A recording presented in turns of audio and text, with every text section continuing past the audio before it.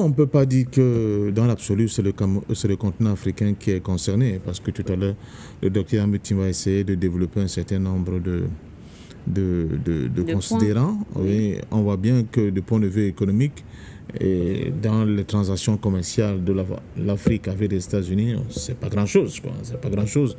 Mais je crois qu'il y a d'autres idées derrière la tête de M. Trump en imposant ces droits de douane vis-à-vis de certaines économies africaines.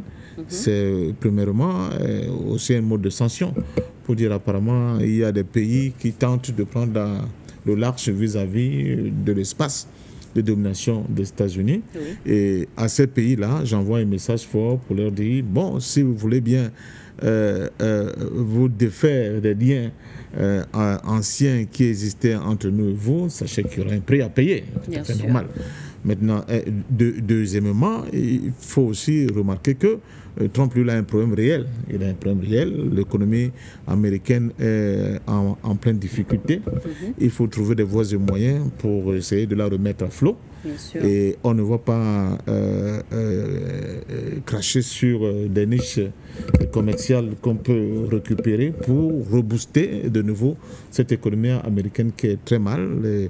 Les éléments d'appréciation qui ont été soumis là par le docteur Yabitimba nous démontrent effectivement qu'il y a matière à redonner un peu de peps, n'est-ce pas, à cette économie américaine qui était en difficulté. Et la leçon qu'on peut tout simplement tirer dans cette affaire-là, c'est que mais il faut qu'au niveau de l'Afrique, qu'on commence à jouer groupé, qu'on commence à jouer solidaire, qu'on commence à jouer les CAF dont on nous parle, qu'elle ait enfin un véritable contenu par ce qu'on nous propose. Parce que sans un marché africain intérieur vraiment robuste, avec les agrégats qui vont avec, une monnaie au moins africaine, qui va nous permettre d'enclencher un certain nombre de cercles vertueux du point de vue des échanges, une décision des États africains en fait, ce n'est pas relancer, de créer enfin une véritable industrie africaine avec des échanges endogènes au niveau de l'Afrique pour tirer le maximum qu'on peut tirer de ce dont nous possédons et dont nous sommes capables de transformer, soit de vendre à l'extérieur, mais surtout de vendre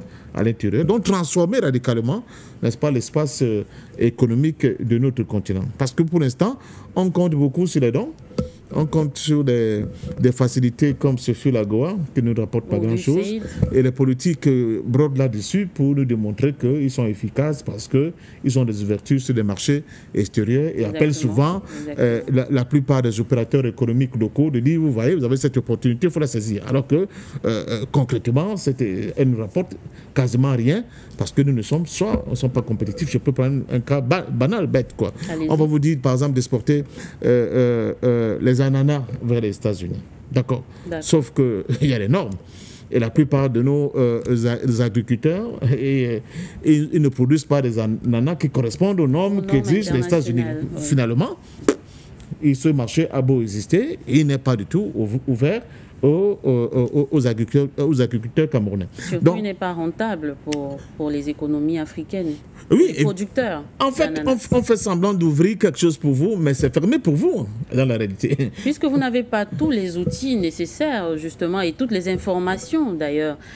Parce que ces réseaux, lorsque les agriculteurs sont saisis ou même édifiés, on a l'impression qu'on ne leur donne pas tous les outils pour qu'ils sachent, justement, quelles sont ces normes de production des produits naturels comme les ananas, et nous savons qu'en Afrique nous en produisons à profusion. Donc c'était simplement pour mettre de l'eau à votre vin. Oui, oui, mais selon un point de vue, j'allais dire concret, oui. Vous ne pouvez pas vous lancer dans des projets pareils en comptant sur le marché de l'autre. Il faut d'abord créer votre propre marché. Oui. Si aujourd'hui un pays comme la Chine peut dire aux États-Unis, attention, nous serons capables de répondre, n'est-ce pas, à vos sanctions, n'est-ce pas, par rapport aux droits de douane, parce que la Chine a un marché intérieur. La Chine est un marché intérieur qui est fort, qui est puissant, qui est consolidé. Voilà, qui permet à la Chine de pouvoir même, dans certains domaines, se renfermer sur soi, produire et vendre. Oui. Or, ce n'est pas le cas pour l'Afrique aujourd'hui. Pourquoi? Parce que justement, nous avons des difficultés comme sur le plan financier, sur le plan de nos cohérences de notre marché intérieur, sur le plan de la monnaie. Qui pour la plupart du temps n'est pas la nôtre, même quand elle est bien la nôtre, dans certains petits pays, elle n'est pas grand-chose, mais surtout dans notre incapacité à construire un véritable marché intérieur par le biais d'une fédération des États-Unis d'Afrique qui nous permettrait quand même de valider un certain nombre de considérants qui nous permettraient, n'est-ce pas, d'avoir cet espace économique dont nous avons besoin. Je parle par exemple, prenons le cas, par exemple, on dit qu'il faut des échanges sud-sud au niveau de l'Afrique. J'ai dit je vais bien, mais regardez, vous avez des infrastructures qui ne sont pas à niveau, souvent inexistants. Vous avez au niveau des échanges, au niveau des services, des disparités incroyables. Vous savez ce qui nous coûte, par exemple, le fait d'avoir une émission celle-ci avec une connexion Internet d'un certain niveau. Exactement. Vous vous imaginez, pour les opérateurs, ce que ça coûte. Bon, donc voilà, on peut grainer à l'infini ces manquements qui font qu'en réalité, nous ne pouvons rien faire. Mais Trump nous montre la voie, c'est-à-dire il nous montre la lune, et nous on regarde de doigt. Les gens sont fâchés parce qu'ils étaient habitués à une espèce de paresse qui ne permettait pas d'inventer le futur en déconstruisant ce que nous avons qui ne nous permet pas d'évoluer concrètement pour construire un espace économique viable, puissant, qui peut plus ou moins challenger les États-Unis en leur disant, écoutez, c'est bien beau vos sanctions, mais sachez qu'en retour, nous aussi, nous sommes capables de fermer notre espace à vos productions, et puis on verra qui sera le perdant. Je pense que pour l'instant, l'Afrique n'a pas les armes pour pouvoir résister aux États-Unis. Quelques pays africains, peut-être, vont tenter de résister. Je pense à l'Algérie, par exemple. Mais le gros de nos pays ne pourront pas le faire. Et surtout, il n'y a pas une projection, il n'y a pas une vision pour essayer de corriger, n'est-ce pas, ces manquements sur le plan structurel de nos économies.